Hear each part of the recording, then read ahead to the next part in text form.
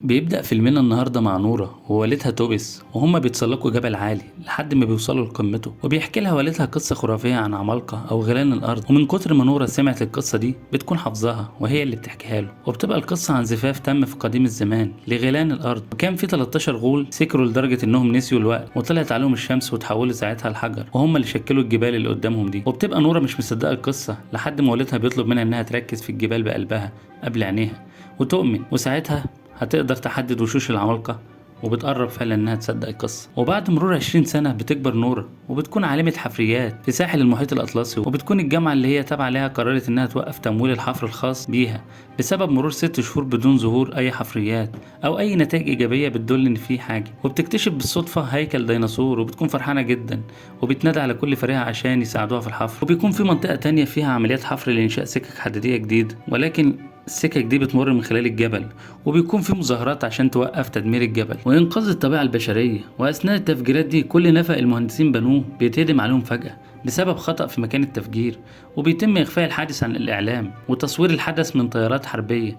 وبيكون في آثار غريبة حوالين الجبل وكأنها آثار أقدام، وبسبب إن مفيش حد قدر يفسر اللي حصل فبيستدعوا فورا العالمة نورة ومجموعة من علماء تانيين في الجيولوجيا لتفسير الآثار الموجودة. وبيتقال عن الآثار دي أو في مكان تفجير الجبل كان في سبب تحريك التربة من مكانها وانهيار السطح، وده اللي شكل الآثار دي. لكن نورة بتقول لهم إن واضح جدا إن دي آثار أقدام مش مجرد جبل بس، لكن كل بيضحك عليها وبالذات دكتور الجيولوجيا لأنه مش مصدق إن في حاجة اسمها غيلان، وإن كلام نورة عبارة عن تخاريف وخرافات مش أكتر.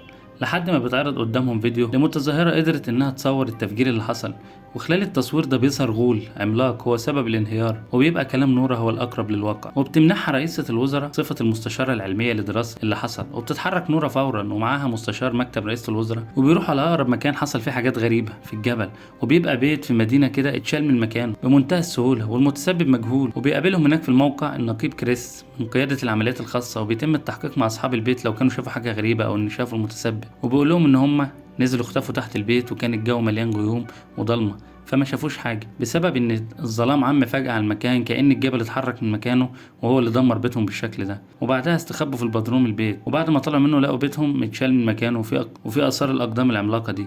وبتتحرك نورة بالطيارة عشان تمشي ورا الآثار اللي بتختفي فجأة بعد 20 كيلو بدون أي سبب، وما بيكونش في آثار الحياة هناك. وساعتها بتقرر نورة إنها لازم تلجأ لوالدها عشان يساعدها في حل اللغز ده. وبيكون والدها كبير في السن وعايش منعزل في بيت لوحده، واول ما بتروح لبيته بتلاقي عنده كل الاخبار اللي لها علاقه بغيلان الجبل، وده لانه الوحيد المؤمن بوجودهم. وبيبقى معلق خبر ايقاف العمل على سكك حديديه في الجبل لسبب مجهول. وبتعرض نورة عليه مقطع تدمير الجبل وشكل الغول العملاق اللي ظهر قدامهم، فبيقول لهم ان الغيلان كانت موجوده فعلا من 1000 سنه، وانهم كلهم اختفوا من الوجود بسبب انتشار الكنايس في كل مكان. لكن نورة بتقاطعه وبتقول له انها مش فاهمه بيقوله وايه علاقه الكنايس باختفاء الغيلان، وبتقول له ان لازم يتكلم كلام عقلاني، لان لو الغيلان كانت موجودة فعلا من 1000 سنة كان الحمض النووي بتاعهم ظهر. فبيطلب منها توبس انهم ياخدوه معاه للمكان اللي حصل فيه اختفاء الآثار الأقدام. وبيظهر على نورة انها مش متفقة مع والدها نهائي بسبب انه دخل السجن فترة بسبب ابحاثه المعقدة، ودخل المصحة العقلية بسبب توغله في ابحاث الغيلان، وايمانه بقى لدرجة انه اتقال عليه مجنون. وبيكون توبس متأكد ان في حاجة غلط في الموقع بسبب ظهور تضاريس مختلفة عن الموجودة معاهم في الخريطة، وبيفضل يدور في المكان ومعاه نورة لحد ما بيتصدم، ولما بيلاقوا الجبل بيفتح عينه وبيتحرك من مكانه. وساعتها بيظهر غول حجري عملاق طوله يتعدى ال 40 متر، فبيجروا كلهم على الطيارة عشان يهربوا من المكان ده قبل الغول ما يقتلهم، وبيصوروه عشان تشوفوا رئيسة الوزراء. وبيقدروا يوصلوا الفيديو ده لمقر القيادة الخاصة بكريس عشان يتواصلوا مع رئيسة الوزراء. وبتحاول نورة انها تشرح لهم الكائن اللي شافوه بطريقة بسيطة، لكن توبس بيقول لهم ان اللي ظهر ده غول حجر عملاق، وان الغيلان مش اسطورة زي ما انتوا بتقولوا، وكان لازم يعرفوا عواقب الحفر اللي هم بيعملوه لان الطبيعة لازم ترد عليهم بعد ما حاولوا يخرجوها. ولان كلام توبس غير عقلاني محدش بيصدقه، وبيخمنوا انه مخلوق عادي ممكن يموت عادي. وبيتم اسناد المهمة للقوات المسلحة للتخلص منه فورا. وبتحاول نورة اقناع كريس انه ياخدهم معاه عشان يراقبوا اللي هيحصل يعني من بعيد بدون اي ما يتدخلوا ومن غير ما حد يعرف من رئاسة الوزراء. ولما بيطمن بيقول لهم اوكي يلا هاخدكم معايا قبل شروق الشمس. وبيتم الوصول للموقع المحدد لتجهيزه ونشر الاسلحة والدبابات فيه، وبيجهزوا الغول عشان يقضوا عليه. وبيفضلوا واقفين مستنيين ظهور الغول، وبيتم منحهم اطلاق النار عليه بمجرد ظهوره، وبيضربوا عليه الصواريخ فعلا لكن بدون اي تأثير. فبيبدأ هو في تدمير العربيات والدبابات بمنتهى السهولة لحد ما بيمسك جندي مصاب كده وبياكله قدام نورة. وكلهم بيحاولوا انهم يهربوا من الموقع ما عدا توبس ابوها، بيروح يقف قدام الغول بمنتهى القوة وبيحاول انه يتواصل معاه. وبيبان على الغول الهدوء لحد ما جندي بيضرب عليه رصاصة وبيعصبه تاني، فبيضرب الغول توبس وبيرميه بعيد، فبتجري عليه بنته عشان تطمن عليه، فبقول لها انها لازم تؤمن وتروح للقصر او للملك، وبيموت قدام نورة ابوها وبتبقى مش فاهمة كلامه، وبترجع نورة على المقر عشان تفكر في اللي بيحصل وايه سبب ظهور الغول وازاي قادر يتحرك في ضوء الشمس، والمفروض ان ضوء الشمس بيخليه متحجر ومش بيتحرك. وبتفضل تقرا في مذكرات والدها يمكن توصل لحل، ومن خلال الرسومات والقصص الخياليه فبيلاقوا ان الغيلان ضد التدين ومش بيحبوا صوت الاجراس بتاعه الكنائس، وانهم ممكن يتحكموا في مسار الغول من خلال الاجراس دي. وفعلا نورة بتبدا تحط خطه عشان تعرضها على رئيس الوزراء، وبيتوافق عليها فعلا لان مفيش اي اسلحه بتاثر في الغول، وبتكون الخطه هي تركيب اجراس ضخمه في الطيارات، وبتقرب الطيارات دي من الغول عشان يحددوا مساره قبل ما يقرب من المدينه ويدمرها. وبيكون الغول اتحرك فعلا على حديقه للعائلات على اطراف المدينه، وبتحاول الطيارات انها تستخدم الاجراس ضده، وفعلا بيتاثر بصوتهم وبيحاول انه يدمرهم، وبيكون في تدمير ل3 طيارات من اصل 4. وقبل ما الطياره تقع على طفله في الحديقه بيمسكها الغول وبينقذ الطفله من الموت، وبيبعد حطام الطياره. لكن خطه نورة بتفشل لان الغول بيكمل في طريقه ناحيه العاصمه، ومفيش اي طريقه متاحه حاليا لايقافه. وبتحاول نورة اقناع رئيس الوزراء انهم لازم يدرسوا الغول كويس قبل ما يتحركوا باي خطوه ضده، لكن الوزيره بتنهي مساعدتها تماما بسبب فشل خطتها، وبتامرها بمغادره المقر فورا. ولما بيشوف ده اندرياس بيقرر انه يتنازل عن منصبه وبيمشي مع نورة، وبتجهز رئاسه الوزراء المكان لادلاء ببيان خاص للعاصمه، وبتقول للناس في النرويج لازم يخلوا المكان لان الغول متجه نحو العاصمه، ومفيش قدامهم غير محاوله واحده لاستخدام كافه الاسلحه النوويه، وده ممكن يقضي على المدينه كلها. وبيكون اندرياس ونورة موجودين سوا عشان يبعدوا عن العاصمه، وبتلاقي نورة اسم شخص ملقب بسيندينج في كتاب والدها، والملقب بحامل بوابه، فاندرياس بيسمعها وبيقول لها انه يعرف حد في القصر شغال بنفس الاسم ده. وساعتها بتفهم نورة قصد والدها لما قال لها الملك او بوابه او حامل قصر، وبتحركوا فورا على هناك عشان يقابلوا الشخص اللي اسمه سيندينج، وبيقابلهم وبيتعرف على نورة اول ما بيشوفها انها شبه والدها، وبيقول لها انه توقع زيارتها عشان تفهم اللي بيحصل، وان اللي هيوريه لها ده دلوقتي قليل جدا من اللي يعرفه وشافه قبل كده. وبيفهموا ان القصر الملكي اتبنى على مكان قصر قديم لكن ما كانش بتاع بشر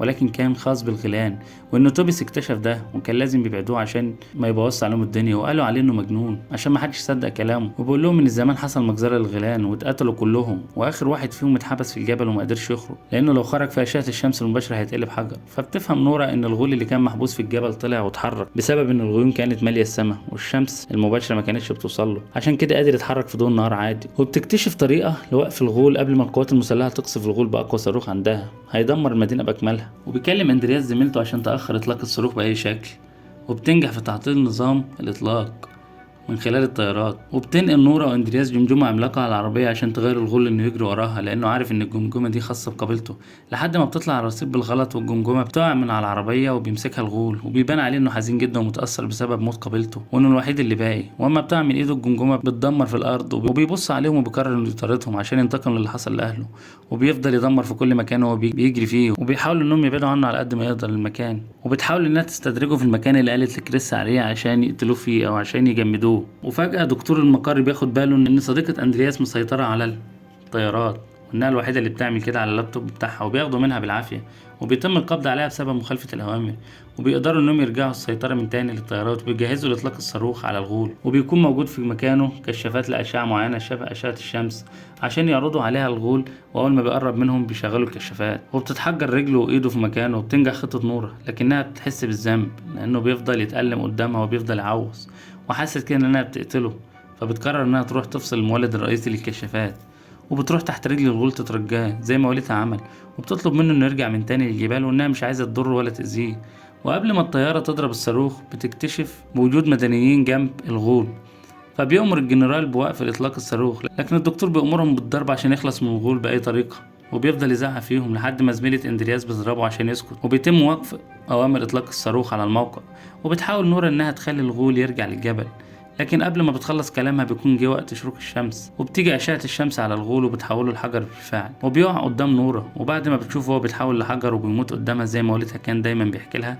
وبتكون خطة نورة نجحت في وقف الغول وأنقذت مدينة كاملة من التدمير، وبتفكر انها تسمي جسم الغول اللي اتحول اسم الصخرة. وبتيجي لها رئيسة الوزراء تشكرها بنفسها على اللي هي عملته وتصرفها الشجاع لإنقاذ المدينة بأكملها بدون ما يضربوا صاروخ النووي. وبيسألها اندرياس لو كان في غيلان تانية موجودة في الجبل ولا لا، وبيظهر عليها حماسها انها ناوية تدور عليهم وتكمل أبحاث والدها من جديد. وبتظهر حركة كده في قلب الجبل في آخر الفيلم ان في تدمير حصل تاني، وكان اللي حصل ده بداية ظهور الغيلان على الأرض من جديد. الفيديو ده كتب محمد رشاد وإنتاجه محمد رشاد، وسجل التسجيل ده برضه محمد رشاد. فياريت لو عجبكم التلخيص ما تنسوش تعملوا لنا لايك وشير وتشتركوا في القناة وتفعلوا الجرس عشان يجيلكم كل جديد من فيديوهاتنا قصص السينما.